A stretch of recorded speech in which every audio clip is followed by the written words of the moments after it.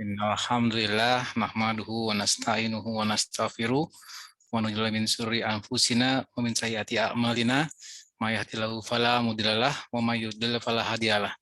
Asyhadu an la ilaha illallah wahdahu la syarikalah wa asyhadu anna Muhammadan abduhu rasuluh. Allahumma sholli ala sayidina Muhammad wa alihi washabihi ajmain. Amma ba'du. Para peserta kajian ukhuwah pediatrik, para guru besar, senior, dan teman sejawat yang insya Allah dirahmati Allah Subhanahu wa Ta'ala. Alhamdulillahillazi binikmati tatimmus sholihah.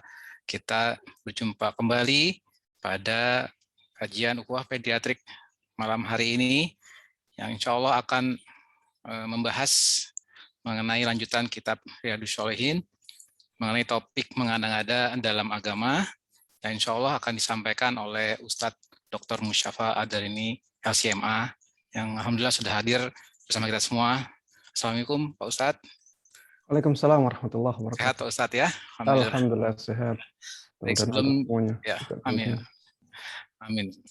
Sebelum saya mulai, saya akan membacakan adab kajian terlebih dahulu. Setelah nanti ceramah selesai, silakan bagi peserta yang ingin bertanya untuk menuliskan di kolom chat. Mohon pertanyaan yang berkaitan topik pada malam hari ini. Lalu audio selama kajian berlangsung mohon di-mute, dan bagi para akhwat agar mematikan tampilan videonya. Demikian pada Ustadz Mustafa, saya persilahkan. Tafadhol Mas Koro. Bismillahirrahmanirrahim. Assalamualaikum warahmatullahi wabarakatuh. Waalaikumsalam warahmatullahi wabarakatuh. Innal hamdalillah nahmaduhu wa nasta'inuhu wa nastaghfiruh wa na'udzu billahi min syururi anfusina wa min sayyiati a'malina. May yahdihillah fala mudhillalah wa may yudlil fala hadiyalah. Wa asyhadu an la ilaha illallah wahdahu la syarikalah wa asyhadu anna Muhammadan 'abduhu wa rasuluh. Ya ayyuhalladzina amanu ittaqullaha haqqa tuqatih wa la tamutunna illa wa antum muslimun. Amma ba'd, fa inna asdaqal hadithi kitabullah wa khairal huda huda Muhammadin sallallahu alaihi wasallam wa syarral umuri muhdatsatuha fa inna kulla muhdatsatin bid'ah wa kulla bid'atin dhalalah. Jamaah sekalian rahimani wa rahimakumullah, alhamdulillah Allah masih memberikan nikmat-nikmatnya kepada kita semuanya. Kita masih dalam Islam, masih dalam iman. Alhamdulillah kita masih semangat untuk menuntut ilmu agama. Kita masih diberikan taufik untuk melakukan kebaikan-kebaikan di sisa-sisa umur kita. Mudah-mudahan Allah Subhanahu wa Ta'ala juga memudahkan kita untuk mensyukuri nikmat-nikmat ini, sehingga nikmat ini terus ada pada kita. Bahkan Allah Subhanahu wa Ta'ala memberikan kepada kita tambahan kenikmatan yang lainnya, sebagaimana Dia janjikan dalam firman-Nya, la in syakartum la azidannakum. La in syakartum la azidannakum. Tidak lupa salawat dan salam semoga selalu terlimpahkan kepada Nabi yang sangat kita cintai, yang telah menyampaikan semua yang Allah embankan kepada beliau dari risalah Islam, sehingga tidak ada satupun dari syariat Islam yang tidak beliau sampaikan. Tidak ada satu kebaikan pun yang bisa menyampaikan kita ke surga Allah Subhanahu wa Ta'ala kecuali telah beliau sampaikan kepada umatnya. Begitu pula sebaliknya, tidak ada satu kemaksiatan pun kecuali telah beliau peringatkan umatnya darinya. Tidak ada satu keburukan pun kecuali telah beliau jelaskan dan beliau peringatkan umatnya darinya. Allahumma salli wa sallim wa barik wa an'im ala abdika wa rasulika Muhammadin wa ala alihi wa sahbihi wa man tabi'ahum bi ihsanin ila yaumiddin. Jemaah sekalian rahimani wa rahmakumullah. Pada kesempatan kali ini kita akan membahas tentang bab yang sangat penting untuk kita ketahui yang dibawakan oleh Imam Nawawi rahimahullahu taala di kitab beliau Riyadhus Shalihin. Beliau mengatakan babun fin nahyi 'anil bid'ah wa muhdatsatil umur. Bab yang menjelaskan tentang larangan dari semua bid'ah dan semua yang baru dalam agama. Semua yang diada-adakan dalam agama Islam. Jemaah sekalian rahimani wa rahimakumullah. Di dalam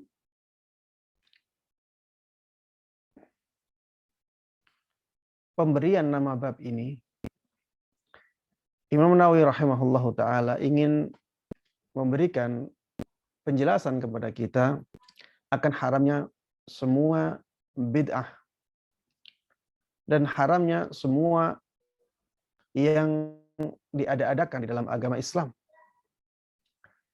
Dan jemaah sekalian rahimani wa rahimakumullah, pembahasan masalah bid'ah ini termasuk di antara pembahasan yang sangat berat untuk diterima oleh orang awam dan orang yang belum kuat akidahnya. Pembahasan masalah bid'ah, begitu pula dalam masalah kemaksiatan, ini termasuk di antara pembahasan-pembahasan yang berat untuk diterima oleh orang-orang awam dan orang-orang yang belum kuat akidahnya. Makanya jamaah sekalian rahimani wa rahimakumullah, marilah kita semangat untuk mempelajari akidah yang lurus. Marilah kita semangat untuk mempelajari tauhid yang benar. Karena akidah dan tauhid, keimanan, itu merupakan pondasi bangunan agama kita. Kalau pondasi ini tidak kuat, maka pondasi tersebut akan berat dan sulit untuk menopang bangunan agama di atasnya. Semakin banyak syariat yang dia dapatkan, akan semakin sulit untuk dia lakukan. Apalagi yang berkaitan dengan kemaksiatan. Apalagi yang berkaitan dengan bid'ah. Makanya jangan heran apabila di zaman kita ini banyak sekali orang-orang yang berat untuk menerima bahwa riba itu haram. Banyak sekali orang yang sulit untuk menerima bahwa musik itu haram. Banyak sekali orang yang sulit menerima bahwa pacaran itu haram. Dan seterusnya. Kenapa demikian? Karena memang pondasi agamanya masih lemah. Sehingga sulit untuk memikul syariat-syariat yang berada di atasnya. Sulit sekali orang menerima bahwa amalan-amalan ibadah yang selama ini mereka lakukan ternyata dilarang di dalam Islam. Karena selama ini mereka melakukannya. Dan mereka memandang itu kebaikan. Inilah bid'ah. Makanya jemaah sekalian rahimani wa rahimakumullah, sekali lagi mari perbanyak untuk mempelajari akidah secara mendalam. Bukan hanya kulitnya saja. Musuh-musuh Islam selalu menjauhkan kaum muslimin dari akidahnya, dari tauhidnya. Kenapa demikian? Karena mereka tahu bahwa kekuatan agama seseorang itu sangat tergantung dengan kekuatan akidahnya, kekuatan keimanannya, kekuatan tauhidnya. Semakin kuat akidah, iman, dan tauhid seseorang, maka semakin kuat dia memegang teguh agamanya. Jemaah sekalian rahimani wa rahimakumullah.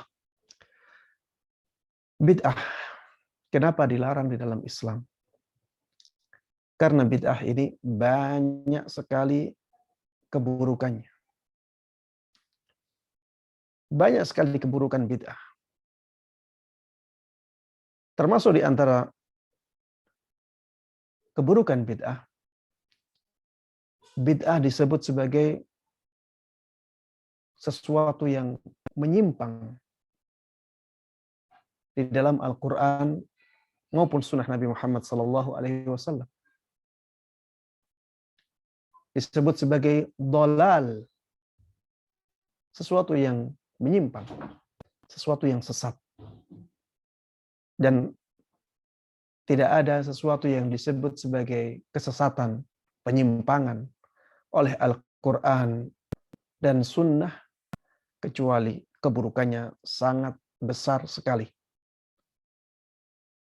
Allah Subhanahu wa taala dalam Al-Qur'an mengatakan famadza ba'dal haqqi illa dhalal. Ini ayat yang pertama yang disebutkan oleh Imam Nawawi rahimahullahu taala dalam bab ini. Maka tidak ada setelah kebenaran kecuali kesesatan. Tidak ada setelah kebenaran kecuali penyimpangan. Dan Islam adalah agama yang benar, agama yang lurus. Maka bid'ah yang bertentangan dengan Islam berarti kesesatan, berarti penyimpangan. Nabi kita Muhammad SAW pernah mengatakan dalam sabdanya yang sangat masyhur, wa kullu bid'atin dalalah. Semua bid'ah adalah kesesatan. Semua bid'ah adalah penyimpangan. Jamaah sekalian rahimani wa rahimakumullah. Di antara keburukan dari bid'ah adalah bahwa dengan bid'ah seseorang berarti keluar dari tuntunan Nabi Muhammad sallallahu alaihi wasallam. Dengan bid'ah, dengan melakukan bid'ah berarti seseorang telah keluar dari tuntunan Nabi kita Muhammad sallallahu alaihi wasallam. Dan ketika seseorang keluar dari dari tuntunan Nabi Muhammad sallallahu alaihi wasallam berarti dia telah keluar dari syariat Allah Subhanahu wa taala. Sungguh ini merupakan keburukan yang sangat besar. Padahal Allah Subhanahu wa taala di dalam surat Al-Imran mengatakan, "Qul in kuntum tuhibbunallah fattabi'uni." Katakanlah wahai Muhammad, sampaikan kepada umatmu, apabila kalian benar-benar mencintai Allah Subhanahu wa taala, maka ikutilah aku. Buktikan kecintaan itu dengan mengikuti aku, yaitu mengikuti Rasulullah sallallahu alaihi wasallam. Berarti orang-orang yang tidak mengikuti Rasulullah sallallahu alaihi wasallam melakukan bid'ah di dalam agama Islam dalam keadaan dia tahu sejatinya dia tidak mencintai Allah. Allah katakan dalam ayat tersebut, "Qul in kuntum tuhibbunallaha fattabi'uni." Ikuti Nabi Muhammad sallallahu alaihi wasallam apabila kalian benar-benar mencintai Allah. Yuhibbukumullah. Sehingga Allah Subhanahu wa taala mencintai kalian. Ini menunjukkan bahwa orang-orang yang melakukan bid'ah berarti tidak dicintai oleh Allah Subhanahu wa taala. Karena Allah katakan demikian. Yang mengikuti Rasulullah sallallahu alaihi wasallam akan mendapatkan kecintaan Allah Subhanahu wa taala. Berarti yang tidak mengikuti Rasulullah sallallahu alaihi wasallam tidak mendapatkan kecintaan dari Allah Subhanahu wa taala. Dan ini merupakan keburukan yang sangat besar. Di antara keburukan bid'ah, bahwa bid'ah ini bertentangan dengan makna persaksian bahwa Nabi Muhammad sallallahu alaihi wasallam adalah utusan Allah. Melakukan bid'ah itu bertentangan dengan persaksian bahwa Nabi Muhammad sallallahu alaihi wasallam adalah utusan Allah. Jamaah sekalian rahimani wa rahimakumullah. Ketika kita meyakini bahwa Nabi Muhammad sallallahu alaihi wasallam adalah utusan Allah, maka konsekuensinya ada 3. Konsekuensi yang pertama adalah kita menjalankan apa yang diperintahkan oleh beliau. Konsekuensi yang kedua, kita menjauhi larangan-larangan yang datang dari beliau. Konsekuensi yang ketiga, kita tidak beribadah kecuali dengan yang disyariatkan oleh beliau. Baik, ada konsekuensi yang keempat, afwan. Ya, kalau disebut 3 berarti yang pertama tadi dijadikan 1. Melakukan apa yang diperintahkan oleh Rasulullah dan menjauhi apa yang dilarang oleh Rasulullah SAW. Ini konsekuensi yang pertama. Konsekuensi yang kedua yaitu beribadah sesuai dengan yang beliau tuntunkan. Konsekuensi yang ketiga, mempercayai apapun yang datang dari beliau. Ketika seseorang melakukan bid'ah, berarti dia tidak menjalankan konsekuensi melakukan ibadah yang dituntunkan oleh Nabi kita Muhammad SAW. Berarti dia tidak sesuai atau tidak mempraktekkan persaksian bahwa Nabi Muhammad SAW adalah utusan Allah dengan semestinya. Kalau Rasulullah SAW diyakini sebagai utusan Allah, konsekuensinya kita harus beribadah kepada Allah sesuai dengan yang dituntunkan oleh beliau. Karena hanya beliau utusan Allah. Beliau yang tahu apa yang Allah inginkan dari ibadah-ibadah. Beliau yang tahu pintu-pintu pahala yang Allah janjikan. Beliau yang tahu jalan menuju surga Allah Subhanahu wa taala. Maka kita harusnya mengembalikan cara ibadah kita kepada beliau sebagai utusan Allah Subhanahu wa taala. Jemaah sekalian rahimani wa rahimakumullah, di antara keburukan bid'ah, di dalam bid'ah ada tuduhan bahwa agama Islam belum sempurna. Ketika kita masih mencari-cari amalan-amalan yang tidak sesuai dengan tuntunan, tidak ada tuntunannya dari Nabi maupun para sahabatnya, maka ini menunjukkan bahwa kita menganggap ada yang kurang dalam agama Islam ini. Padahal Allah Subhanahu wa taala telah tegaskan sejak dahulu kala di hari Haji Wada, di hari Arafah, di padang Arafah, turun ayat al-yauma akmaltu lakum dinakum wa atmamtu alaikum ni'mati wa raditu lakumul Islam madina. Pada hari ini telah aku sempurnakan untuk kalian agama kalian. Aku telah lengkapkan nikmatku untuk kalian. Dan aku ridha agama Islam ini sebagai agama kalian. Jemaah sekalian rahimani wa rahimakumullah. Apabila Islam sudah dijadikan sempurna, dijadikan lengkap oleh Allah Subhanahu wa taala, maka harusnya tidak ada lagi bid'ah. Harusnya tidak ada lagi ibadah yang kita ada-adakan. Harusnya tidak ada lagi ibadah yang tidak ada tuntunan. Harusnya semua ibadah itu ada tuntunannya.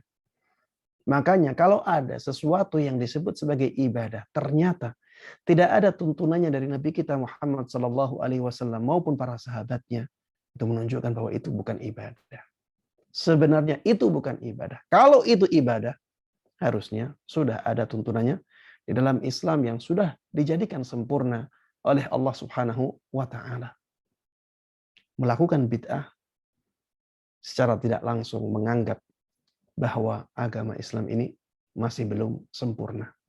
Kemudian jemaah sekalian rahimani wa rahimakumullah, termasuk di antara sisi buruk bid'ah, bahwa di dalam bid'ah ada tuduhan secara tidak langsung kepada Rasulullah Sallallahu Alaihi Wasallam. Ada tuduhan secara tidak langsung kepada Rasulullah Sallallahu Alaihi Wasallam antara dua tuduhan. Tuduhan beliau jahil atau tuduhan beliau tidak menyampaikan semua ajaran Islam. Ya. Kalau dikatakan atau misalnya ditanya, apakah Rasulullah Sallallahu Alaihi Wasallam tahu ibadah ini?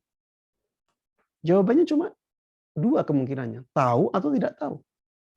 Kalau dikatakan tidak tahu, berarti Rasulullah Sallallahu Alaihi Wasallam dianggap jahil. Dan ini perkataan yang sangat mungkar. Kalau dikatakan tahu, maka kemungkinannya Rasulullah Sallallahu Alaihi Wasallam menyampaikan atau tidak. Kalau Rasulullah Sallallahu Alaihi Wasallam sampaikan, berarti harusnya ada tuntunannya dari beliau. Tapi ternyata tidak ada tuntunannya dari beliau. Kemungkinannya berarti Rasulullah Sallallahu Alaihi Wasallam menyembunyikan syariat itu, menyembunyikan ibadah itu, dan ini tentunya tuduhan yang sangat mungkar, sangat buruk kepada Rasulullah Sallallahu Alaihi Wasallam. Makanya jemaah sekalian rahimani wa rahimakumullah, bid'ah itu jelas sesuatu yang sangat buruk, sesuatu yang sangat buruk sekali.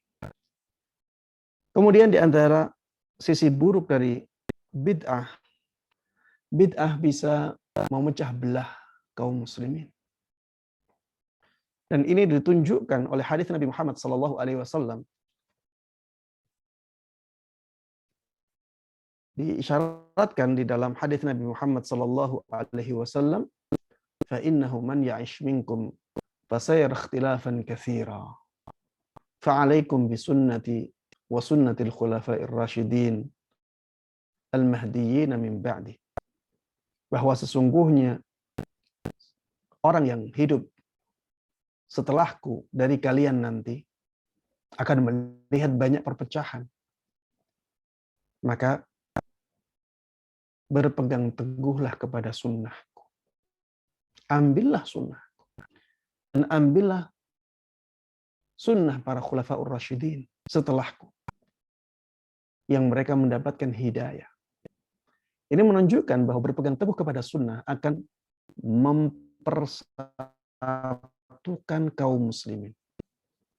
Kalau berpegang teguh di atas sunnah itu akan mempersatukan kaum muslimin, berarti melakukan yang sebaliknya akan memecah belah kaum muslim.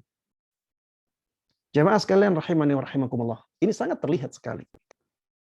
Ketika ada amalan-amalan bid'ah menjadi masyhur dan dilakukan oleh kaum muslimin, mereka akan berpecah belah.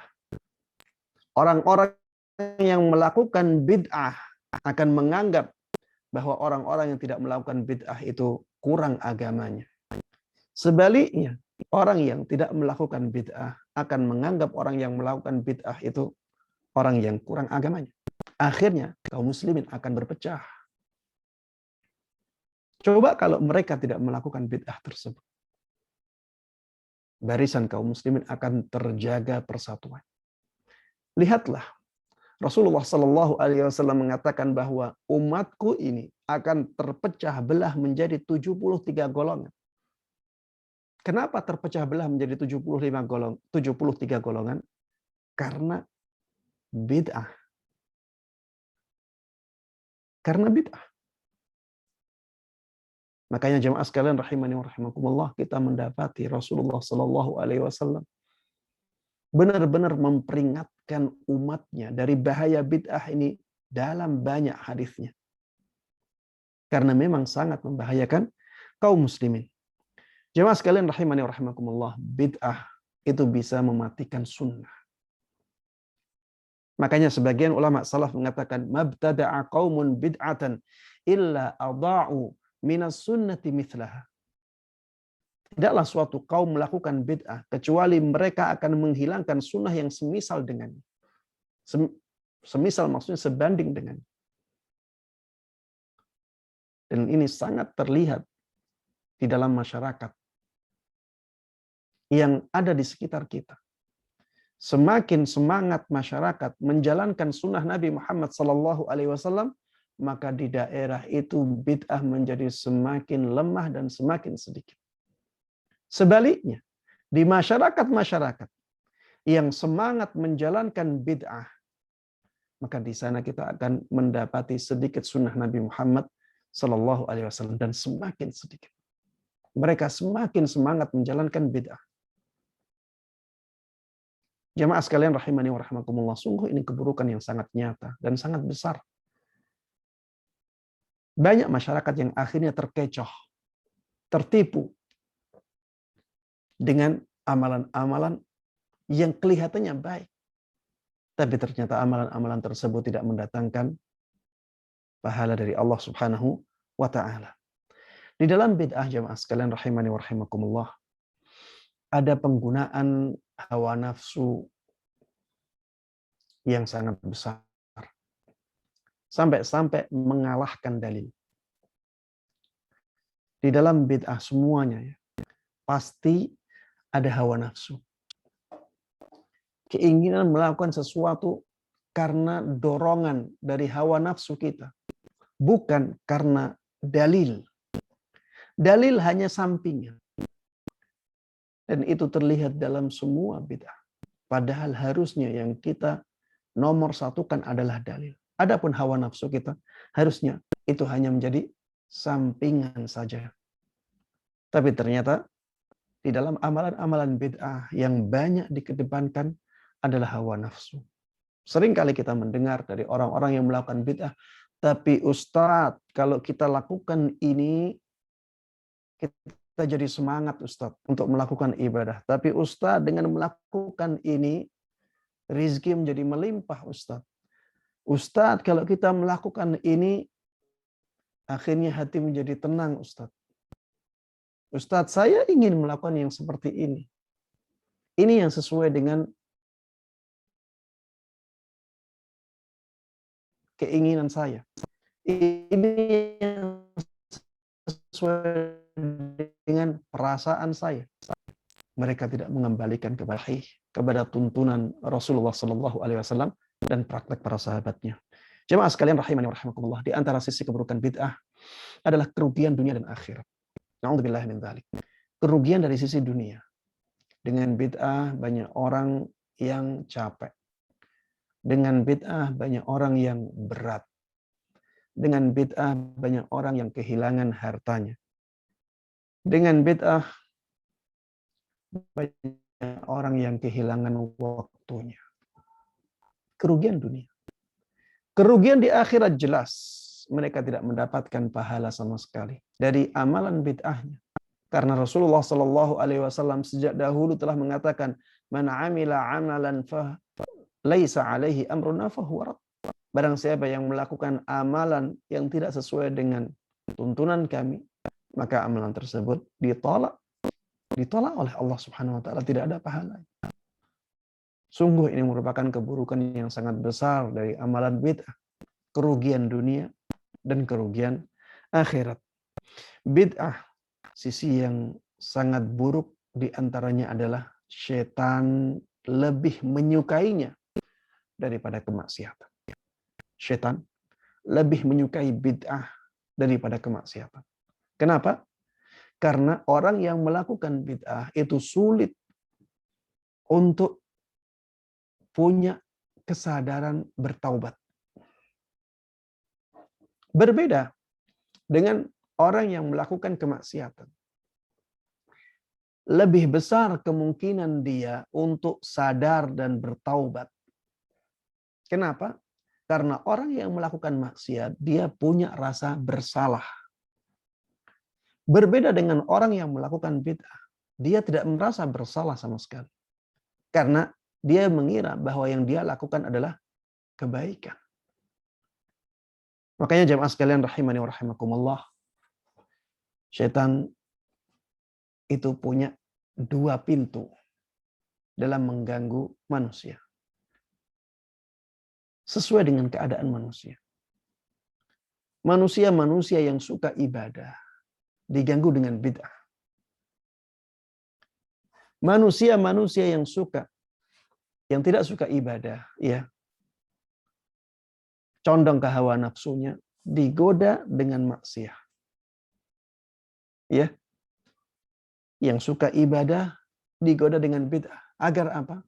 Agar ibadahnya menjadi sia-sia. Yang tidak suka ibadah, semangatnya adalah mengikuti hawa nafsunya, maka digoda dengan maksiat. Agar dia melakukan kemaksiatan-kemaksiatan dan akhirnya menjadi temannya syaitan nanti di neraka. Na'udzubillahi min dzalik. Jemaah sekalian rahimani wa rahimakumullah. Mungkin banyak di antara kita yang ingin mengetahui hakikat dari bid'ah setelah tahu bagaimana buruknya bid'ah ini. Bid'ah secara bahasa, jemaah sekalian rahimani wa rahimakumullah, adalah semua yang baru. Semua yang baru. Itu bid'ah secara bahasa. Ya, dalam bahasa Arab, bid'ah itu artinya segala sesuatu yang baru. Jadi seperti mobil dalam bahasa Arab bisa disebut sebagai bid'ah. Pesawat dalam bahasa Arab bisa disebut sebagai bid'ah. Handphone ya dalam bahasa Arab bisa disebut sebagai bid'ah. Internet, laptop, lampu, dan seterusnya. Segala sesuatu yang baru dalam bahasa Arab bisa disebut sebagai bid'ah. Namun bid'ah dalam bahasa ini bukan yang diinginkan atau dimaksudkan di dalam ayat-ayat Al-Quran maupun hadis-hadis Nabi Muhammad SAW yang melarang bid'ah. Yang dimaksud dengan bid'ah yang dilarang adalah bid'ah sebagaimana yang dijelaskan oleh para ulama dalam makna istilahnya. Bid'ah dalam makna istilah, bid'ah secara istilah bisa didefinisikan dengan mudah ya, sebagaimana disebutkan oleh Syekh Utsaimin rahimahullahu taala dalam Syarah Riyadhus Shalihin, semua bentuk ibadah, semua bentuk ibadah kepada Allah Subhanahu wa taala yang tidak sesuai syariat. Ini hakikat dari bid'ah sebagaimana disebutkan oleh Syekh Utsaimin. Semua bentuk ibadah kepada Allah Subhanahu wa taala yang tidak sesuai dengan syariat. Baik itu berupa akidah, keyakinan, atau berupa ucapan, atau berupa perbuatan. Dan baik itu dari sisi asal maupun dari sisi tambahan. Saya ulangi, bid'ah secara syariat sebagaimana disebutkan oleh Syekh Utsaimin rahimahullahu taala adalah semua bentuk ibadah kepada Allah Subhanahu wa taala yang tidak sesuai dengan syariat. Dan ini bisa berupa keyakinan. Ini bisa berupa ucapan. Ini bisa berupa perbuatan. Itu yang disebutkan oleh Syekh Utsaimin rahimahullahu taala ya. Dan bid'ah-bid'ah yang seperti ini bisa berupa bid'ah yang hakikiyah yaitu asliyah, bisa berupa bid'ah yang idhafiyah. Aslinya memang bid'ah, dari awal dia bid'ah. Ada yang dia hanya tambahan karena ditambah-tambahi atau dikurang-kurangi jadinya bid'ah. Dari sini kita tahu bahwa ada bid'ah yang berupa akidah. Akidah yang bid'ah. Ada ucapan bid'ah. Ada perbuatan yang bid'ah. Ada juga bid'ah yang bid'ah. Misalnya kalau ada orang mensyariatkan sholat wajib yang ke-6. Maka ini jadinya bid'ah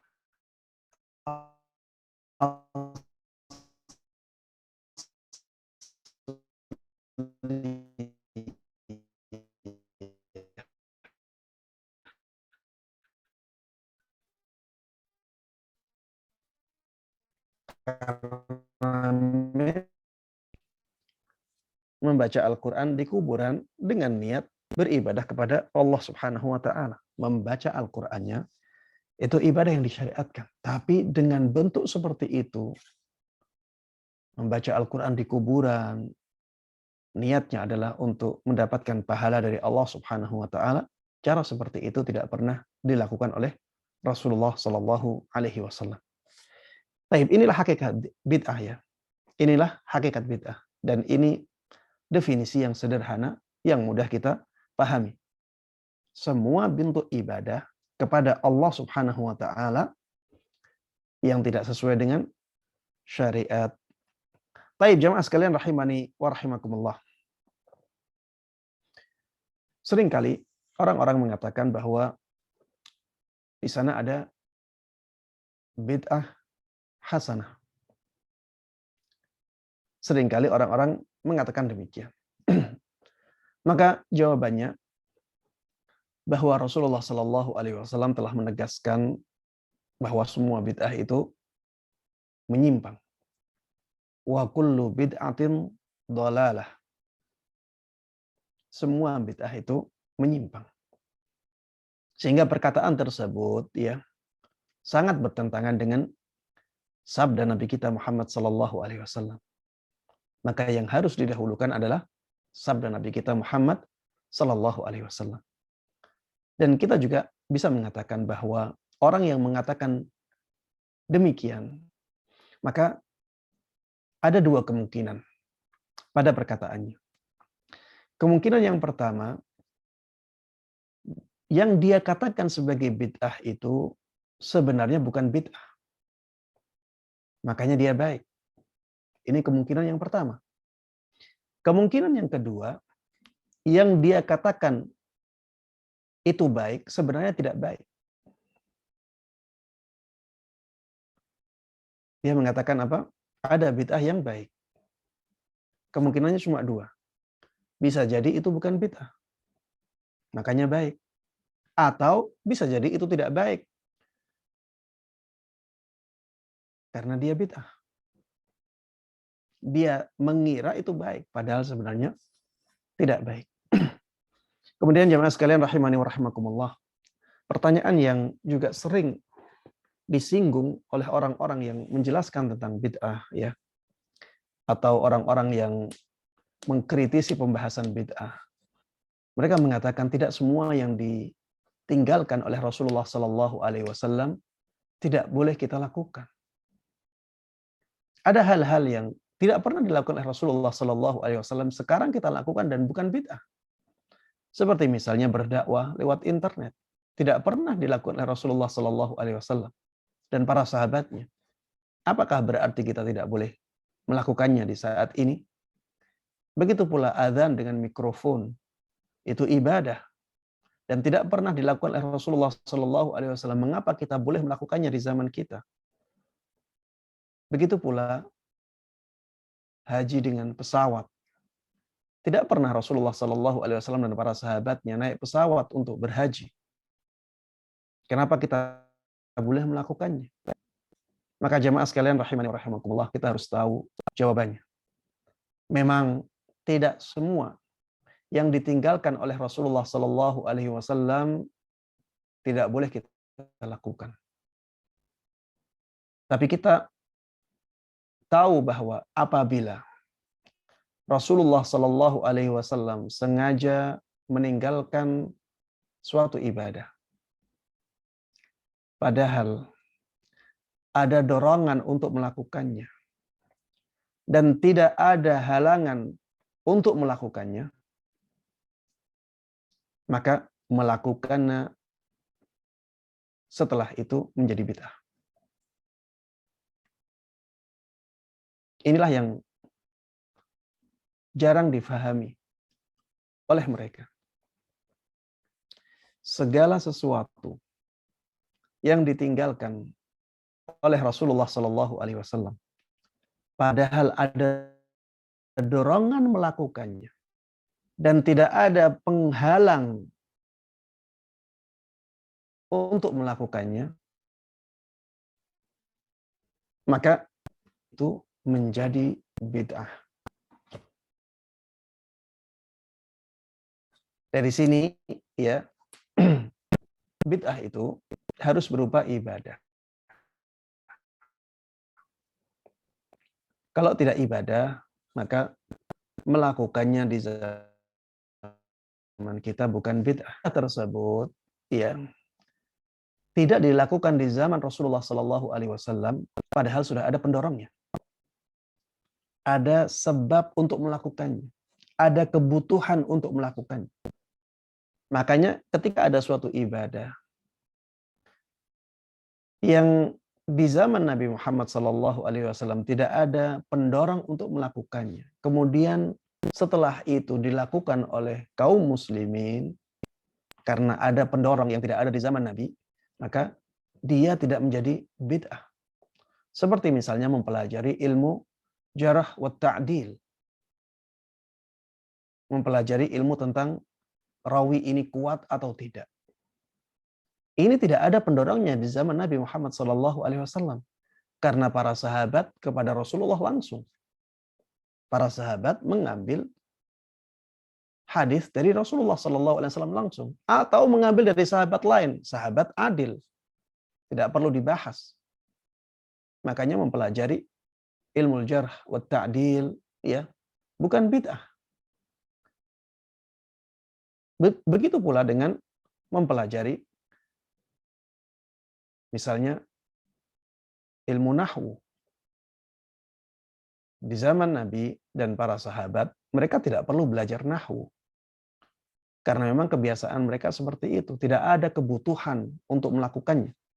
Maka ketika di zaman ini ada ibadah namanya belajar ilmu nahwu untuk mempelajari Al-Quran dan Sunnah, untuk memahami Al-Quran dan Sunnah, maka belajar ilmu nahwu yang seperti ini bukanlah bid'ah. Karena memang di zaman Nabi Muhammad SAW tidak dilakukan karena tidak ada kebutuhan. Begitu pula yang ketiga, ya, kalau misalnya tidak dilakukan di zaman Nabi karena ada halangan. Karena ada halangan, dan halangan ini macam-macam. Bisa jadi halangannya karena Rasulullah SAW khawatir akan ada kewajiban untuk melakukannya, sebagaimana yang terjadi pada salat tarawih. Rasulullah SAW tidak lakukan yang di malam keempat kalau tidak salah, ya. Jadi beliau malam pertama jamaah bersama para sahabatnya tarawih. Malam kedua beliau keluar, malam ketiga beliau keluar. Setelah itu beliau tidak keluar lagi. Ketika ditanya, beliau beralasan, aku takut nantinya menjadi wajib atas umatku dan itu akan memberatkan umatku.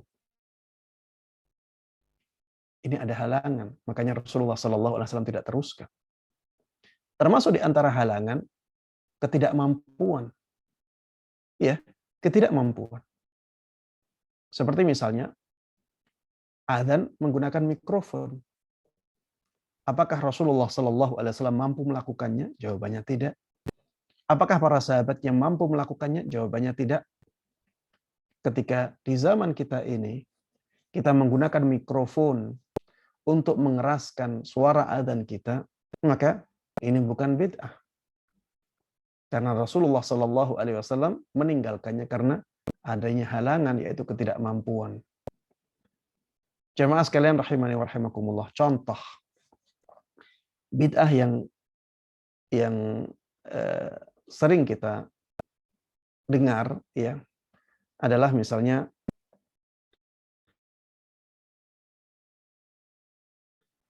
bid'ah melafalkan niat sebelum sholat. Melafalkan niat sebelum sholat. Memang ada sebagian ulama yang mengatakan bahwa itu disyariatkan. Karena bisa membantu niat yang ada di dalam hati. Jawabannya, ini adalah bid'ah. Kenapa? Karena dorongan untuk melakukannya ada di zaman Nabi Muhammad SAW. Yaitu menguatkan niat yang ada di hati, ini juga ada di zaman Nabi. Kemudian Rasulullah SAW tidak ada halangan untuk melakukannya. Apa halangannya? Rasulullah mampu melakukannya. Tidak ada yang melarang beliau untuk melakukannya. Para sahabat juga mampu melakukannya. Tidak ada yang melarang mereka untuk melakukannya. Tapi ternyata mereka tinggalkan. Maka yang seperti ini jadinya bid'ah. Ya. Jadi Rasulullah melakukan padahal ada dorongan. Para sahabat, afwan, Rasulullah tidak melakukannya padahal ada dorongan. Para sahabat tidak melakukannya padahal ada dorongan. Rasulullah tidak melakukannya padahal Rasulullah mampu. Para sahabat beliau tidak melakukannya padahal mereka mampu. Tidak ada kemungkinan lain kecuali karena Rasulullah memang sengaja meninggalkannya. Karena para sahabat memang sengaja meninggalkannya. Yang demikian, yang seperti inilah apabila kita melakukannya di zaman ini, di zaman kita, atau di zaman setelah Nabi dan para sahabatnya wafat, itu menjadi bid'ah. Jemaah sekalian rahimani wa rahimakumullah, inilah penjelasan tentang bid'ah ya. Dan biasanya sebab bid'ah itu karena memang banyak kejahilan yang menyebar. Kemudian adanya pengikutan terhadap hawa nafsu. Kemudian fanatik buta. Kemudian mengikuti orang-orang kafir. Tasyabbuh bil kuffar. Ya. Biasanya sebab-sebab bid'ah itu 4 hal ini. Karena jauh dari agama, tidak tahu agama Islam yang benar, yang bagaimana.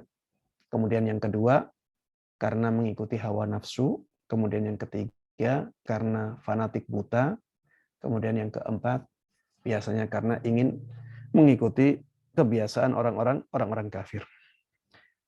Baik jemaah sekalian rahimani wa rahimakumullah, di dalam bab ini Imam Nawawi rahimahullahu taala menyebutkan banyak dalil ya. Dalil yang pertama yang beliau sebutkan adalah ayat yang tadi saya pernah sebutkan, famadza ba'dal haqqi illa dhalal.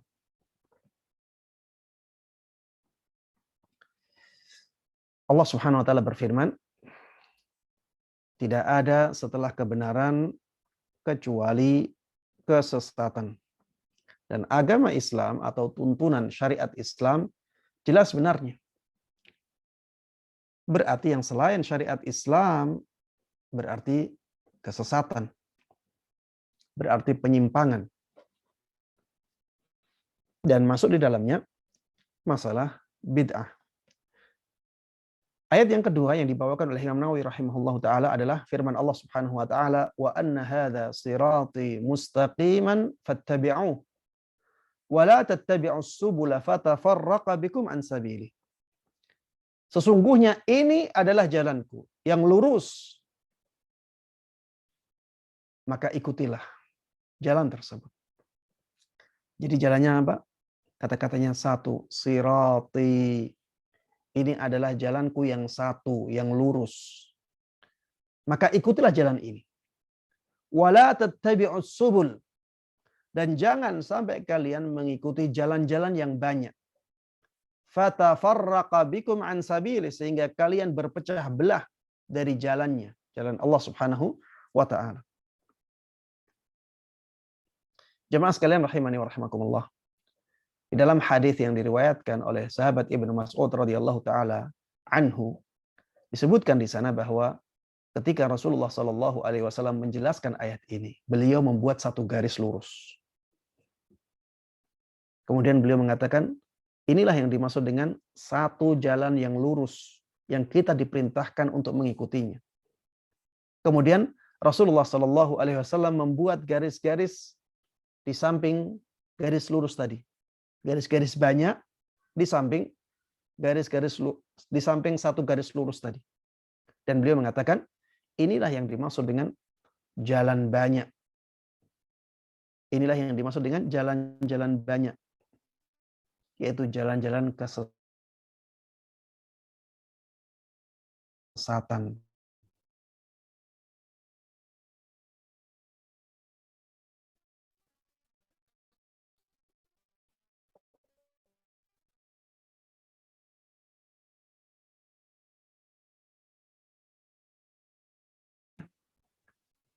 Jangan heran apabila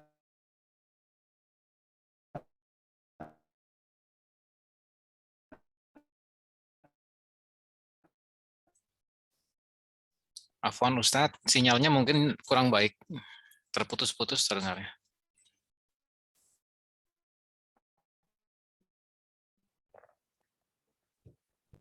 banyak sekali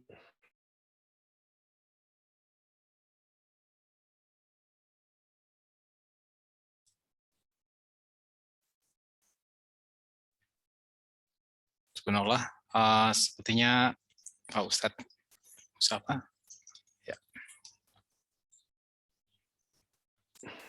type ya, ada gangguan ya. jaringan. Jadi dari tadi sudah mulai terputus-putus, Pak Ustadz. Allah musta'an. Dari awal ya. Dari mulai share screen.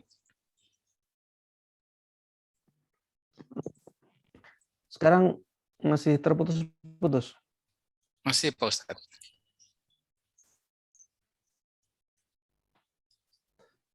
Tapi sudah lebih baik sih.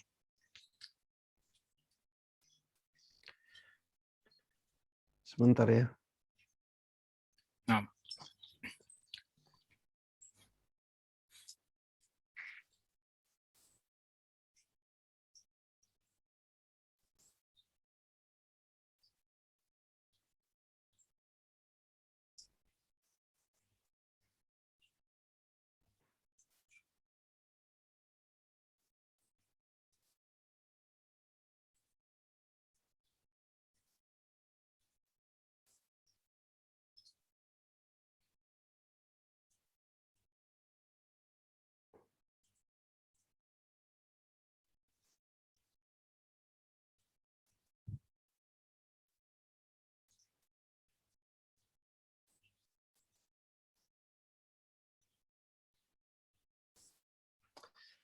Baik.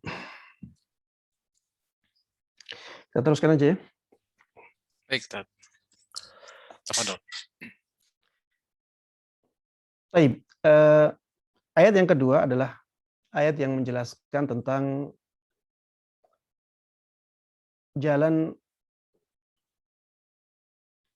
yang lurus yang kita diperintahkan untuk mengikutinya, yaitu jalan Allah Subhanahu wa taala. Jalan yang dijelaskan oleh Rasulullah sallallahu alaihi wasallam. Itulah jalan yang mustaqim yang kita selalu minta di dalam salat kita.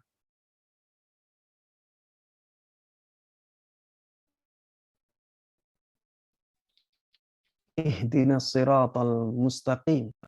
Dan jalan tersebut ya tidak lain adalah jalan yang dijelaskan oleh Rasulullah sallallahu alaihi wasallam dan dilalui oleh para sahabat Nabi Muhammad sallallahu alaihi wasallam.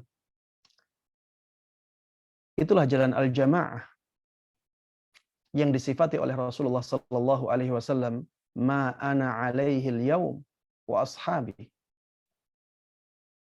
Jalan yang aku berada di atasnya dan para sahabatku. Jalan yang aku dan para sahabatku berada di atasnya. Itulah jalan yang lurus. Dan di sana ada jalan-jalan yang menyimpang yang jumlahnya banyak. Yang di setiap jalan tersebut ada setan-setan yang menyeru manusia untuk melaluinya. Jemaah sekalian rahimani wa rahimakumullah.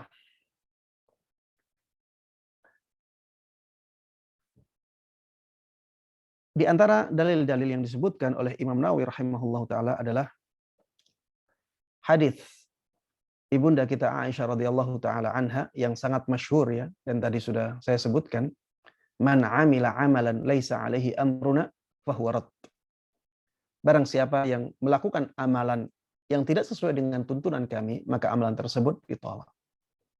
Ya, ini tadi saya singgung dan ini menunjukkan betapa buruknya amalan bid'ah. Dia membuat manusia lelah, membuat manusia capek, membuat manusia kehilangan umurnya, kehilangan hartanya, tapi ternyata tidak membuahkan pahala.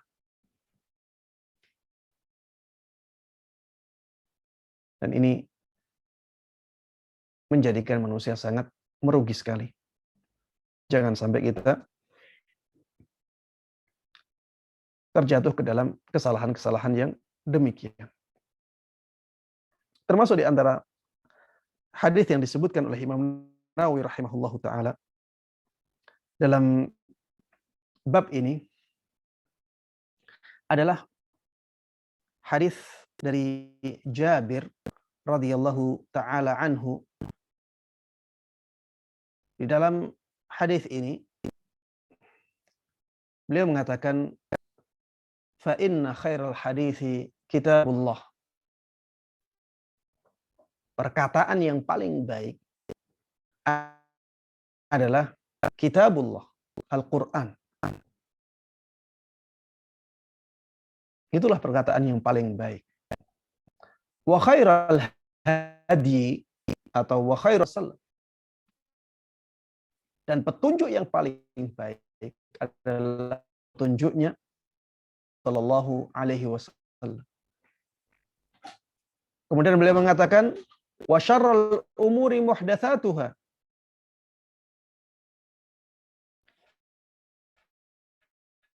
Dan perkara yang paling buruk diada-adakan. Perkara yang paling buruk maksudnya adalah perkara yang paling buruk dalam agama adalah yang diada-adakan. Wa kullu bid'atin dhalalah, dan semua bid'ah itu kesesatan. Ya, ini juga tadi sudah saya singgung. Semua bid'ah itu menyimpang. Semua bid'ah itu sesat. Kalau ada orang mengatakan ada bid'ah yang baik, ada bid'ah yang lurus, maka perkataan itu bertentangan dengan hadis Nabi Muhammad sallallahu alaihi wasallam yang sangat tegas ini. Dan kita tadi sudah sampaikan perkataan ini berada di antara dua kemungkinan. Kemungkinan yang pertama, yang dia katakan sebagai bid'ah itu bukan bid'ah, makanya baik. Atau yang dia katakan baik itu tidak baik karena dia itu bid'ah. Ya. Yang dikatakan dia baik sebenarnya itu bukan sesuatu yang baik karena itu bid'ah. Ya. Kemudian dikatakan di sini syarrul umuri muhdatsatuha. Perkara yang paling buruk dalam agama Islam adalah hal-hal yang diada-adakan. Bid'ah itu. Makanya para ulama ya banyak yang mengatakan bahwa bid'ah itu dari sisi jenisnya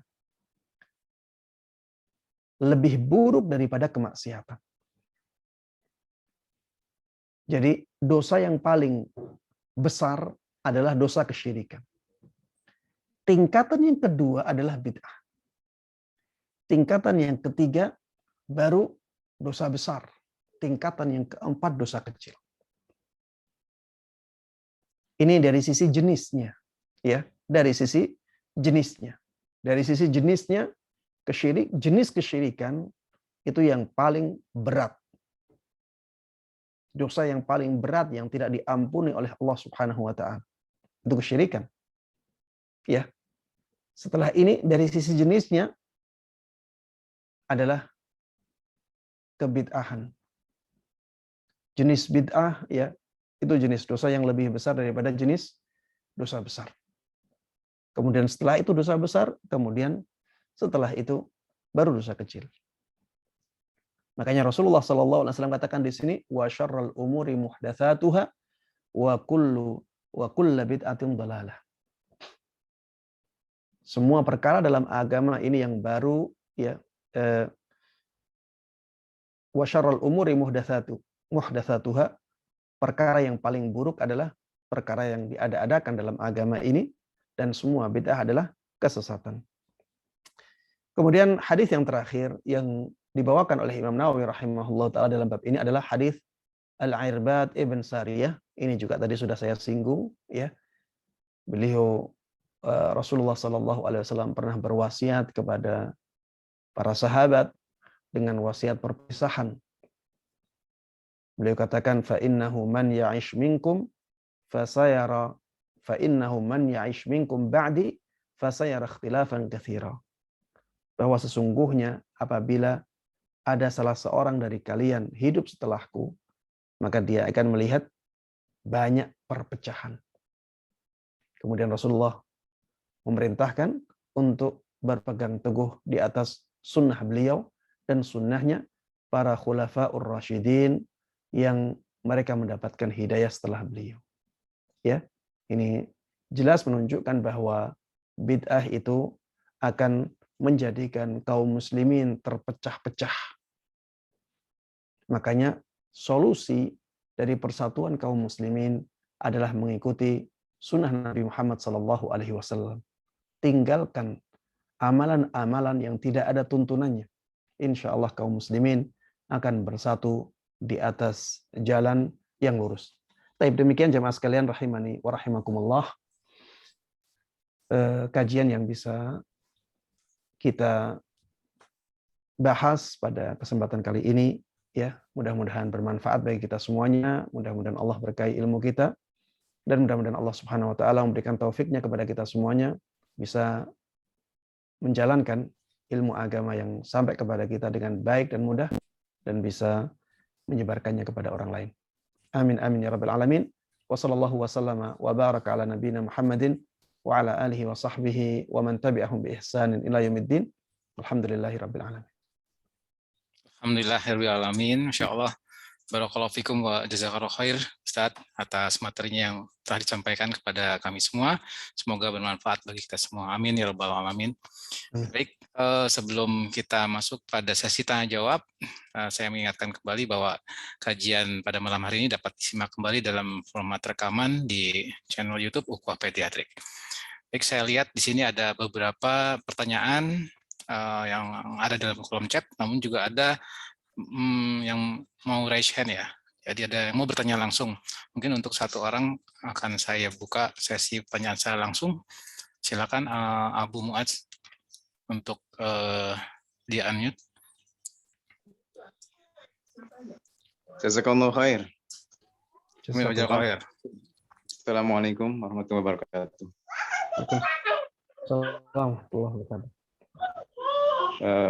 Ustadz mau nanya tentang apakah boleh kita mendawamkan membaca hafalan mengulang-ulang supaya bisa hafal gitu ayat-ayat Al-Qur'an setelah sholat fardu. Jadi dibiasakan gitu.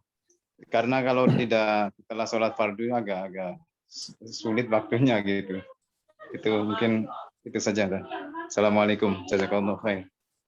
Waalaikumsalam. Silakan Ustaz. Iya. Saya juga pernah menyinggung masalah ini ya. Apabila ada orang yang ingin menghafalkan Al-Quran setelah sholat. Karena dia tidak punya waktu yang longgar dan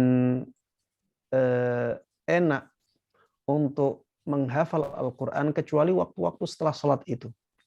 Apakah dengan melakukannya seperti itu dia berarti terjatuh ke dalam bid'ah? Maka jawabannya tidak, ya. Jawabannya tidak. Kenapa? Karena alasan dia melakukannya adalah karena ingin memilih waktu yang paling pas untuk dia. Dia tidak meyakini bahwa Rasulullah Shallallahu Alaihi Wasallam dahulu melakukan seperti itu. Tapi dia ingin menjalankan dalil-dalil yang umum yang berkaitan dengan anjuran untuk membaca Al-Quran atau untuk memperbanyaknya. Dan dia tidak punya waktu kecuali itu. Maka yang seperti ini ya kita katakan ini menerapkan keumuman dalil bahwa Rasulullah Shallallahu Alaihi Wasallam dahulu menganjurkan umatnya untuk memperbanyak membaca Al-Quran, maka orang tersebut membaca Al-Quran. Dan karena dia tidak punya waktu kecuali ba'da sholat, ya sudah dia lakukannya ba'da sholat. Dan Rasulullah Shallallahu Alaihi Wasallam juga menganjurkan umatnya untuk menghafal Al-Quran. Ya, banyak sekali keutamaan yang disebutkan oleh Rasulullah Shallallahu Alaihi Wasallam bagi para penghafal Al-Quran. Maka orang ini mempraktekkan hadis tersebut, ya, dan dia tidak punya waktu kecuali ba'da sholat. Maksudnya tidak punya waktu yang pas untuk dia kecuali ba'da sholat. Akhirnya dia lakukan itu. Maka yang seperti ini ya tidak termasuk bid'ah. Wallahu ta'ala a'lam. Insya Allah. Syukran atas penjelasannya. Baik, sepertinya kita akan masuk ke pertanyaan pada kolom chat. Ini cukup banyak Pak Ustadz, semoga cukup waktunya. Dari peserta kajian, Assalamualaikum warahmatullahi wabarakatuh. Izin bertanya Pak Ustadz, bagaimana hukumnya dengan doa akhir tahun dan doa awal tahun pada 1 Muharram? Apakah ada tuntunannya? Terima kasih Ustadz. Assalamualaikum. Waalaikumsalam warahmatullahi wabarakatuh. Iya, pertanyaan yang sangat bagus ya. Doa awal tahun dan doa akhir tahun, tidak ada hadis yang menjelaskan itu sama sekali. Tidak ada hadis yang menjelaskan itu sama sekali. Kemudian ya termasuk di antara yang bisa menjadi bukti kuat dalam masalah ini adalah bahwa hitungan tahun Hijriah itu baru ada di zaman sahabat Umar Ibn Al-Khattab radhiyallahu taala anhu. Ya, penentuan bahwa Muharram itu awal tahun itu adanya di zaman sahabat Umar Ibn Al-Khattab radhiyallahu taala anhu.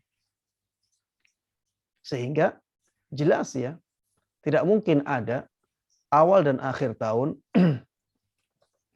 ya, tidak ada doa awal dan akhir tahun di zaman Nabi Muhammad SAW. Karena penentuan awal tahun itu bulan Muharram itu adanya kapan? Di zaman sahabat Umar. Berarti bulan Muharram di zaman Nabi Muhammad SAW itu tidak dianggap sebagai awal tahun. Begitu pula bulan Muharram di zamannya sahabat Abu Bakar radhiyallahu taala anhu tidak dianggap sebagai awal tahun. Sehingga apabila ada doa yang disyariatkan untuk dibaca di akhir tahun dan di awal tahun, maka yakinlah bahwa itu doa yang diada-adakan. Kemudian coba tanya kepada mereka, mana sanadnya? Kalau itu ada tuntunannya, mana sanadnya? Tidak ada, ya, tidak ada sanadnya sama sekali. Makanya ya tidak usah kita lakukan yang demikian. Apalagi kalau awal tahun dan akhir tahunnya adalah tahun miladi. Ya, Desember dan Januari ya. Maka ini ya lebih jauh lagi dari kebenaran. Jemaah sekalian rahimani wa rahimakumullah, tidak usah kita melakukan yang seperti itu karena kita sudah tahu ilmunya. Orang yang berilmu adalah orang yang punya pegangan sehingga dia tidak terombang-ambing oleh keadaan, ya, karena dia berpegang teguh kepada ilmu yang sampai kepada dia. Tanyakan kepada mereka apakah Rasulullah pernah melakukannya sallallahu alaihi wasallam, apakah Rasulullah pernah menganjurkannya sallallahu alaihi wasallam, apakah para sahabat pernah melakukannya, apakah para sahabat pernah menganjurkannya. Kalau tidak, maka tidak ada kebaikan kecuali telah Rasulullah Shallallahu Alaihi Wasallam sampaikan. Kalau ini tidak disampaikan oleh Rasulullah Shallallahu Alaihi Wasallam sebagai suatu kebaikan, maka berarti itu bukan kebaikan. Wallahu a'lam. Insya Allah. Terima kasih Ustadz, sangat jelas penjelasannya. Selanjutnya ini banyak pertanyaan yang mengenai ini Ustadz, saya coba gabungkan ya. Bismillahirrahmanirrahim. Apakah doa bersama dalam suatu acara itu sesuai sunnah, seperti takziah secara virtual dalam kondisi wabah pandemi, juga pada doa pada acara ada kawan yang meninggal. Terima kasih penjelasannya, Ustaz. Jazakallahu khair. Baik. Iya, doa bersama. Doa bersama jemaah sekalian rahimani wa rahimakumullah, ya. Tidak bisa kita generalkan hukumnya. Ada doa-doa bersama yang bid'ah, ya. Ada doa-doa bersama yang tidak bid'ah, ya. Apabila kejadian doa bersama tersebut insidental, ya, sesekali dilakukan, maka tidak ada masalah, ya. Rasulullah Shallallahu Alaihi Wasallam, ya, dahulu juga beberapa kali melakukan doa dan diaminkan oleh para sahabat Nabi Muhammad Shallallahu Alaihi Wasallam. Tapi kalau dirutinkan di acara-acara tertentu, ada rutin seperti itu yang bisa dimasukkan ke dalam bab bid'ah. Tapi kalau tidak dirutinkan, sesekali melakukan hal tersebut, maka insya Allah yang seperti itu bukan merupakan bid'ah, karena Rasulullah Shallallahu Alaihi Wasallam juga dahulu pernah sesekali melakukannya. Adapun doa bersama setelah sholat wajib, maka jelas, ya, itu termasuk dalam kategori bid'ah. Doa bersama setelah sholat berjamaah. Kenapa? Karena Rasulullah Shallallahu Alaihi Wasallam tidak pernah melakukan doa bersama setelah sholat berjamaah. Silakan diteliti hadis-hadisnya, ya, hadis-hadis yang menjelaskan tentang doa setelah sholat, ya, silahkan diteliti semuanya. Yang menjelaskan tentang bagaimana sholatnya Rasulullah dan apa yang dilakukan Rasulullah SAW setelah sholat. Tidak ada satupun riwayat yang sahih yang menjelaskan bahwa Rasulullah SAW berdoa kemudian diaminkan oleh para sahabatnya. Ya, wallahu taala alam. Terima kasih, Ustaz. Baik, ini pertanyaannya hampir mirip. Bila kita diundang keluarga untuk ikut pengajian online, ini sering nih Ustaz, untuk mendoakan almarhum dan almarhumah, apakah termasuk bid'ah? Jadi pengajian online Ustaz, untuk mendoakan almarhum. Bagaimana sikap kita sebaiknya? Pengajian online ini maksudnya kajian berupa seperti ini apa baca? Tidak disebutkan, mungkin sekarang kebanyakan ada tausiah juga ya kemungkinannya ya. Dalam acara yang meninggal ada tausiah dari ustadznya seperti itu. Iya, kalau misalnya kajian seperti ini kemudian ada kebutuhan untuk meminta agar didoakan, ya, yang meninggal didoakan, kemudian diaminkan oleh peserta yang mengikuti kajian, Anda melihat tidak ada masalah, ya. Itu bukan termasuk di antara bid'ah, ya. Karena ada kebutuhan untuk itu, ya. Dan mendoakan saudara sesama muslim adalah kebaikan. Wallahu taala a'lam. Baik, Ustaz. Baik, ada pertanyaan lagi. Assalamualaikum. Ana ingin menanyakan bagaimana dengan perayaan-perayaan yang ada sekarang ini, seperti peringatan kelahiran, pernikahan, pindah rumah baru, hitanan, dan sebagainya, diiringi dengan kegiatan memberi makan orang lain atau fakir miskin. Apakah ini bid'ah? Baik. Perayaan-perayaan, ya, baik perayaan-perayaan yang berhubungan dengan atau dihubungkan dengan agama, atau perayaan yang tidak dihubungkan dengan agama, ya, maka yang seperti ini sebenarnya, ya, masuk dalam kategori bid'ah. Seperti misalnya perayaan-perayaan, ya, Maulid, ya.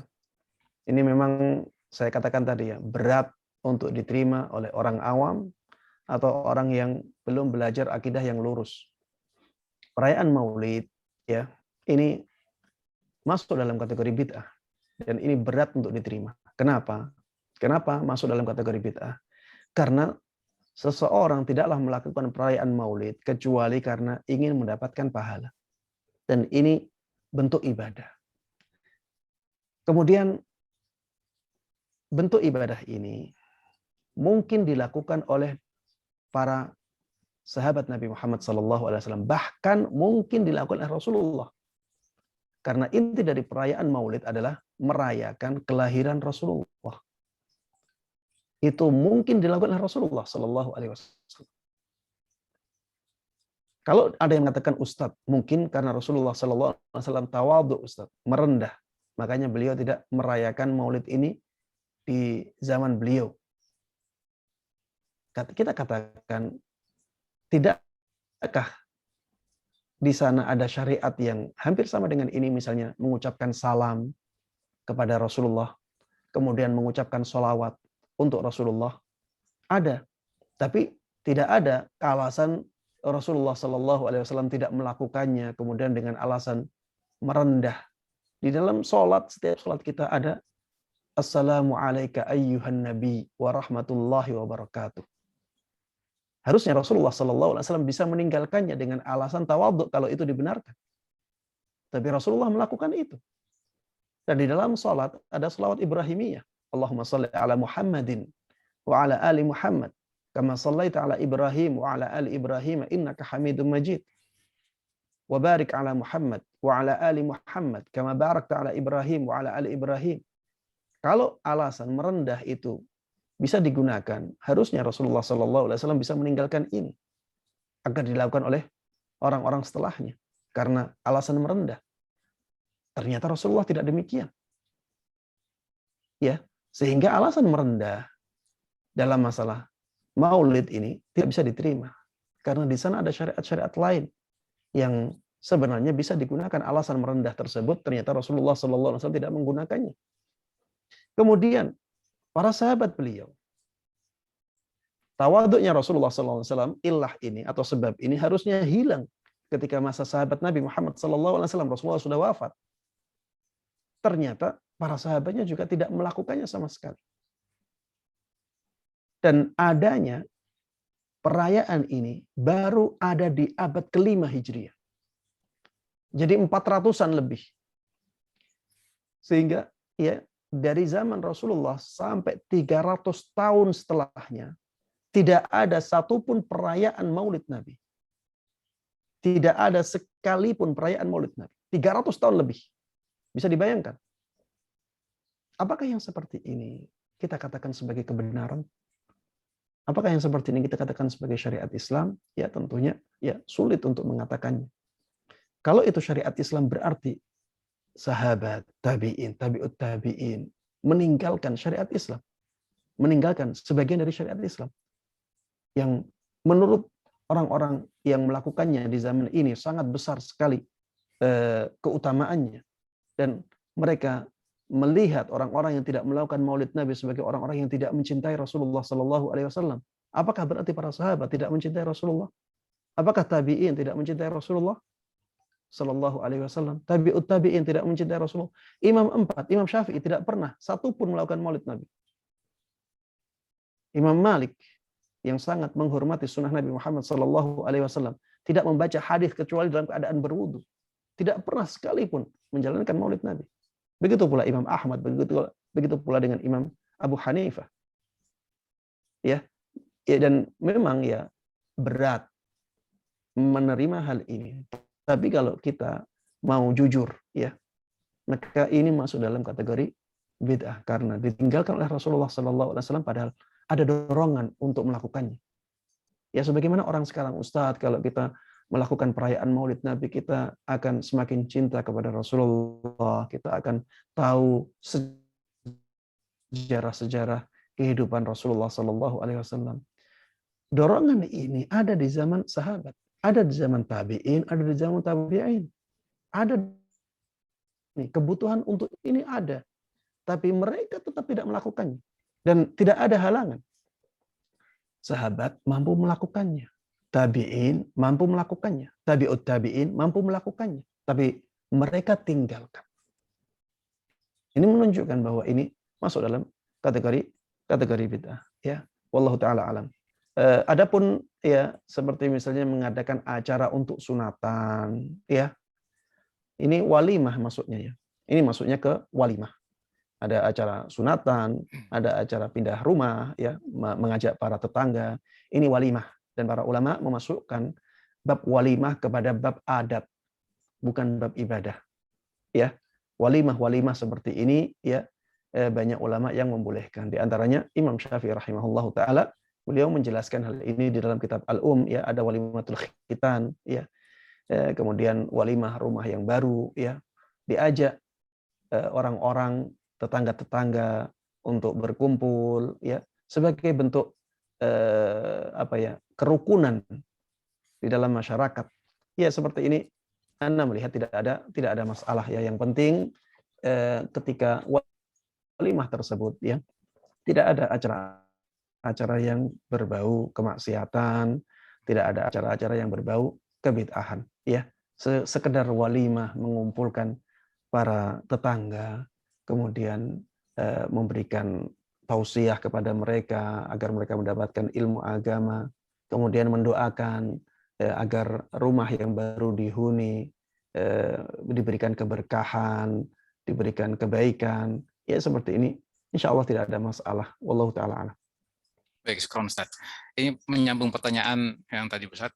Bagaimana dengan mendoakan orang yang sudah meninggal dengan tahlilan atau membaca yasinan, Ustaz, baik secara offline maupun online? Iya. Ini pembahasannya, ya, pembahasan masalah menghadiahkan pahala bacaan, baik bacaan zikir maupun bacaan Al-Quran kepada orang yang sudah meninggal. Jamaah sekalian rahimani wa rahimakumullah, ada dua masalah yang harus kita bedakan dalam masalah ini, yaitu masalah membaca, menghadiahkan pahala bacaan kepada mayit dan mengadakan acara berkumpul-kumpul untuk itu. Ini dua masalah yang berbeda, ya.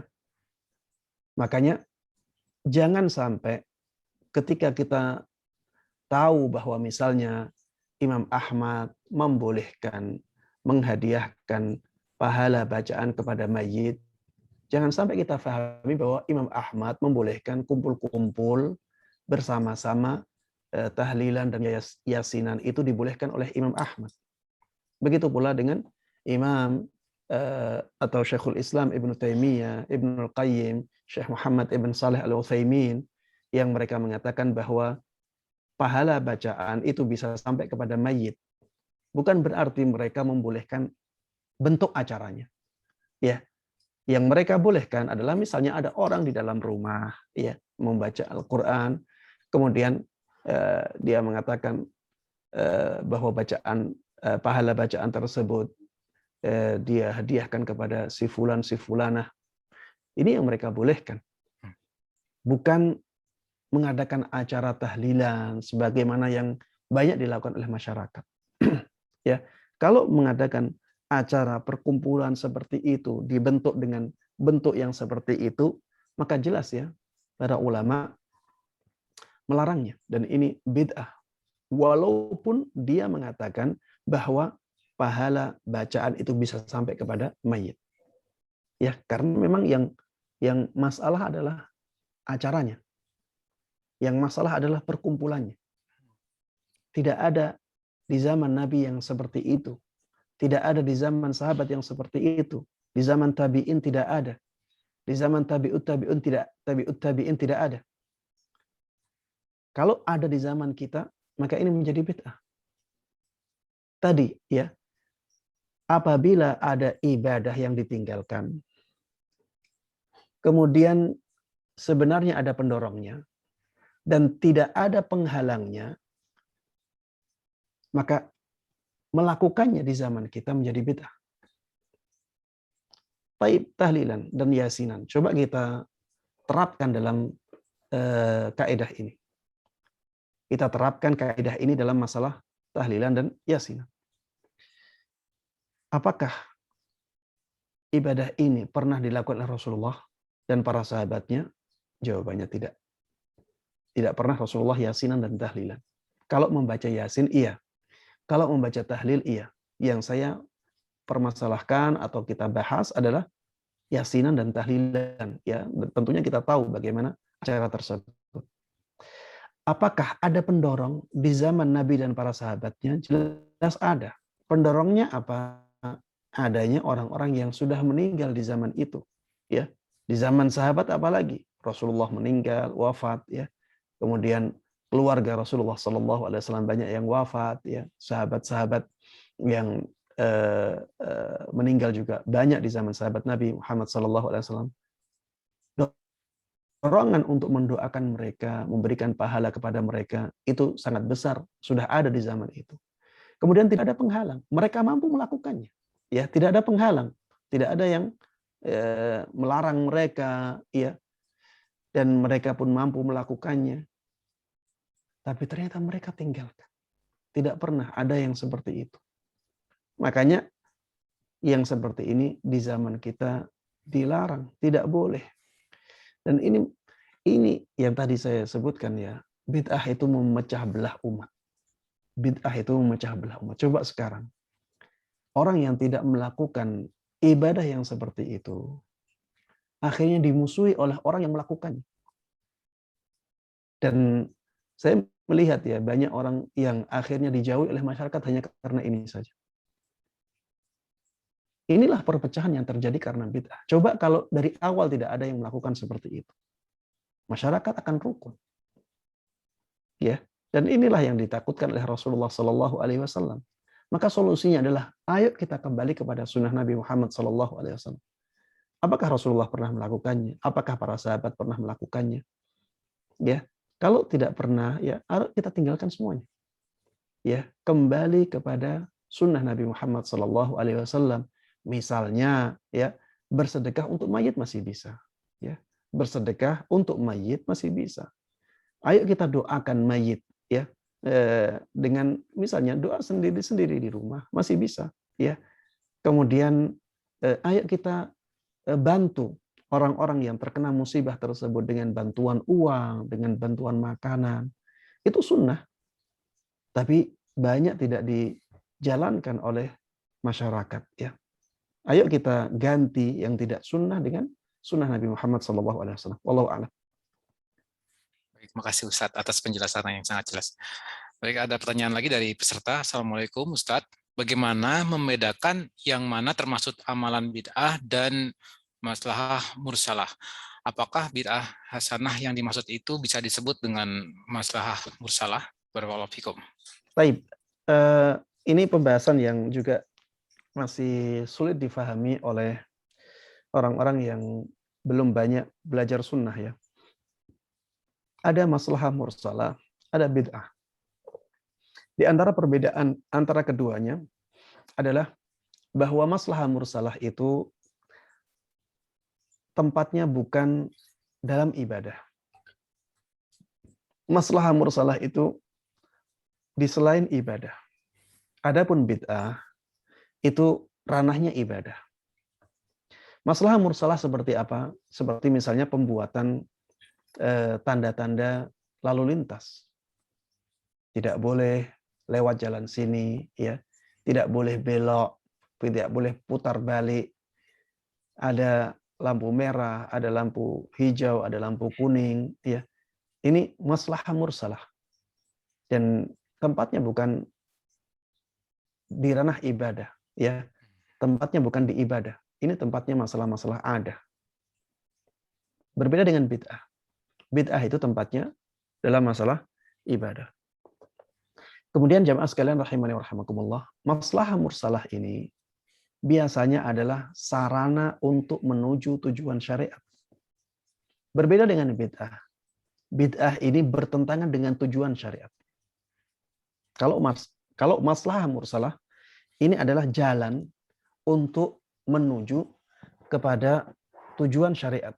Seperti misalnya, ya, saya contohkan satu contoh saja biar lebih mudah difahami. Seperti tanda-tanda lalu lintas. Tujuannya apa? Untuk menjaga harta. Agar tidak terjadi tabrakan. Untuk menjaga nyawa. Agar tidak jatuh banyak nyawa di jalan-jalan tersebut. Coba bayangkan, kalau tidak ada rambu-rambu itu, akan banyak nyawa yang melayang. Akan banyak harta-harta yang rusak, yang hilang. Ini, ya, sarana menuju tujuan syariat. tujuan syariat itu ada 5 intinya, ya. Penjagaan terhadap agama, penjagaan terhadap jiwa, penjagaan terhadap keturunan, penjagaan terhadap akal, penjagaan terhadap keturunan, dan penjagaan terhadap harta. Ada 5 ini, ya. Masalihul mursalah atau maslahah mursalah itu sarana untuk menjaga 5 tujuan utama syariat ini. Adapun bid'ah, dia selalu bertentangan dengan tujuan utama syariat Islam yang berjumlah 5 ini. Seperti misalnya amalan-amalan yang tidak sesuai dengan tuntunan, itu pasti dia bertentangan dengan hifdzuddin, pasti bertentangan dengan penjagaan terhadap agama. Agama kalau dicampuri dengan amalan-amalan yang tidak sesuai dengan tuntunan, agamanya akan rusak. Agama akan tercoreng. Ya, coba lihat ya, orang-orang yang terbebani dengan amalan-amalan yang tidak sesuai dengan tuntunan tersebut. Dia akan melihat agama ini agama yang sangat memberatkan. Sudah tertimpa musibah, ada kerabatnya yang meninggal, dia sudah sedih, masih harus memikirkan biaya untuk mendatangkan banyak orang, untuk mendatangkan ya ahli agama berceramah di tempatnya. Ini urusan-urusan yang sangat memberatkan. Kalau tidak dilakukan seperti itu, dia akan menanggung beban, ya, beban sosial, ya. Ini akan dianggap sebagai sesuatu yang sangat memberatkan. Ya, begitu pula dengan hal-hal yang tidak sesuai dengan tuntunan yang mencoreng nama baik syariat. Seperti misalnya adanya ibadah-ibadah dengan berjoget ria, dengan mengangguk-anggukkan kepala seperti orang gila. Ini jelas ya, bertentangan dengan maksud hifdzus syara' atau hifdzuddin, menjaga agama Allah Subhanahu wa taala. Coba lihat orang-orang Syiah ketika mereka datang dengan bid'ah memukul-mukul badannya. Apakah yang di luar Islam akan melihat itu sebagai suatu kebaikan? Ini mencoreng agama Islam. Mereka yang misalnya orang yang menganggap orang gila sebagai wali Allah. Coba orang yang punya pemahaman yang masih lurus, ya, yang orang yang masih fitrahnya masih lurus, apakah melihat ini sebagai kebaikan? Bagaimana orang gila dianggap sebagai wali Allah? Bagaimana orang yang menampakkan auratnya, ya, kadang telanjang di jalan, dianggap sebagai wali Allah? Bagaimana orang yang tampangnya seperti itu, ya, rambutnya seperti itu, ya, pakaiannya seperti itu, kelakuannya seperti itu, dianggap sebagai wali Allah, kemudian dijadikan sebagai rujukan, ya, kata-katanya dianggap sebagai suatu kebenaran. Ini sesuatu yang mencoreng agama Islam, ya. Ini perbedaan yang kedua, ya, antara maslahah mursalah dengan bid'ah. Maslahah mursalah itu sarana menuju penjagaan terhadap maksud-maksud dan tujuan-tujuan utama syariat Islam, sedangkan bid'ah tidak demikian. Kemudian termasuk di antara perbedaan antara maslahah mursalah dengan bid'ah, ya, maslahah mursalah itu selalu memudahkan manusia, selalu memberikan kemudahan. Maslahah mursalah dilakukan untuk memudahkan. Beda dengan bid'ah, ya, ketika ketika dilakukan dia akan memberatkan kaum muslimin. Coba kalau tidak ada rambu-rambu lalu lintas dan jalannya itu jalan yang ramai, apa yang akan kita alami? Kita akan merasa berat untuk melewati jalan itu kalau tidak ada rambu-rambu lalu lintas sama sekali, karena ruwet sekali. Dengan adanya maslahah mursalah berupa pemasangan rambu-rambu lalu lintas, manusia akan dengan mudah, ya, melewati jalan tersebut, walaupun harus bersabar. Tapi itu masih lebih baik, masih lebih ringan daripada ruwet, ya, daripada ruwet. Begitu pula dengan peraturan-peraturan yang lainnya. Ada peraturan pernikahan, ada peraturan ya, tentang kepemilikan, ada peraturan pembangunan ini, pembangunan itu. Ini semuanya maslahah mursalah. Ketika ada, masyarakat akan menjadi mudah. Berbeda dengan bid'ah. Ya, bid'ah ketika dilakukan akan memberatkan masyarakat. Kemudian jamaah sekalian, di antara perbedaan antara maslahah mursalah dengan bid'ah. Maslahah mursalah itu karena dia hanya sebagai sarana. Kalau ada sarana lain yang lebih baik, maka yang dipilih adalah sarana yang lainnya. Berbeda dengan bid'ah. Bid'ah itu tujuan. Makanya tidak bisa diganti dengan yang lainnya. Kalau sarana, kalau maslahah mursalah itu sarana. Jadi kalau ada sarana lain yang lebih baik, maka akan dipilih sarana lain yang lebih baik itu. Ya makanya dulu orang-orang haji pakainya apa? Pakainya kapal. Karena itu lebih baik daripada tidak bisa haji sama sekali. Dipakailah kapal itu. Ketika ada pesawat, ditinggalkan kapal ini. Karena apa? Karena ini sarana yang lebih baik. Ya, maka ini masuknya ke maslahah mursalah. Berbeda dengan bid'ah. Bid'ah itu tidak ditinggalkan. Walaupun ada sarana lain yang lebih baik. Katanya, misalnya ya, saya mohon maaf ini, jangan sampai ada yang tersinggung, ini ilmu ya. Misalnya, perayaan Maulid Nabi. Tujuannya apa? Katanya mereka untuk memperkenalkan kepada sejarah Rasulullah Sallallahu Alaihi Wasallam, agar masyarakat cinta kepada Rasulullah SAW. Berarti katanya ini sarana ya. Ada sarana yang lebih baik daripada perayaan ini. Ya misalnya mengadakan daurah, mengadakan seminar yang khusus membahas tentang sejarah Rasulullah SAW, khusus membahas tentang sirah Rasulullah SAW. Dan itu juga akan menjadikan mereka semakin cinta kepada Rasulullah. Tidak mereka lakukan, tetap mereka melakukan yang ini. Padahal lebih bagus mana? Seminar dengan melakukan perayaan itu. Dari sisi memberikan ilmu tentang sejarah Nabi, menumbuhkan kecintaan kepada Rasulullah Sallallahu Alaihi Wasallam, seminar lebih bagus, ya, karena memang fokus untuk itu dan tidak harus di hari kelahiran Rasulullah Sallallahu Alaihi Wasallam. Tapi ternyata tidak dipilih ya acara-acara seperti seminar atau kajian tentang itu walaupun di hari lain, tapi tetap memilih harus di hari itu atau di bulan itu dan harus dengan acara yang seperti ini. Ya, ini perbedaan ya, beberapa perbedaan antara bid'ah dengan maslahah mursalah ya, wallahu taala a'lam.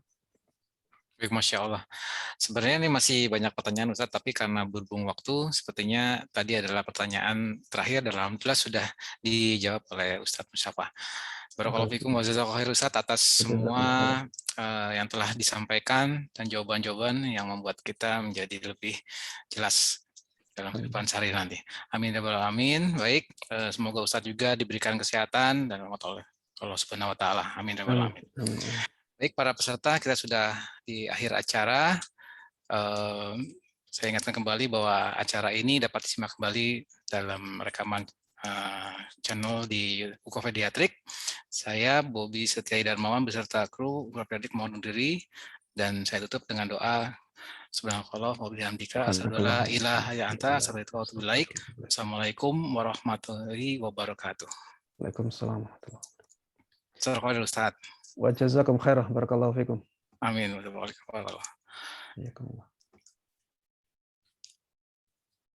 Lihat para sahabat begitu ada nggak nyaman, datang ke Rasul sallallahu alaihi wasallam. Fas'alu ahla dzikri in kuntum la ta'lamun. Ini kaidah besar di dalam Islam. Dalam surat Al-Anbiya ayat 7 Allah berfirman, fas'alu ahla dzikri in kuntum la ta'lamun. Bertanyalah kepada orang-orang yang berilmu jika kalian tidak tahu. Jangan, Allah nggak suruh kita buat kesimpulan atau buru-buru membuat kesimpulan dalam hal yang kita nggak tahu atau yang bukan bidang kita, bukan ekspertis kita. Tapi tanya kepada ahlinya. Kata para ulama, likulli maidanin fursanuh. Setiap bidang itu ada pendekarnya masing-masing, hadirin. Setiap bidang itu ada ahlinya masing-masing.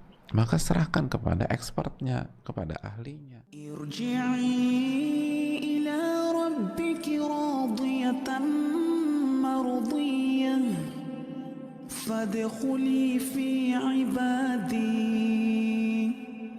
وادخلي جنتي.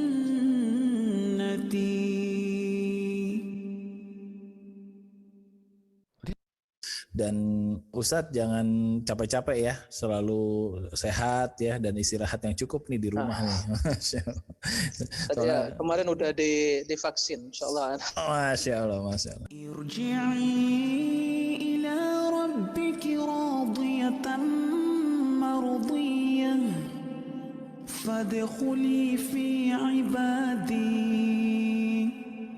wadkhuli jannati.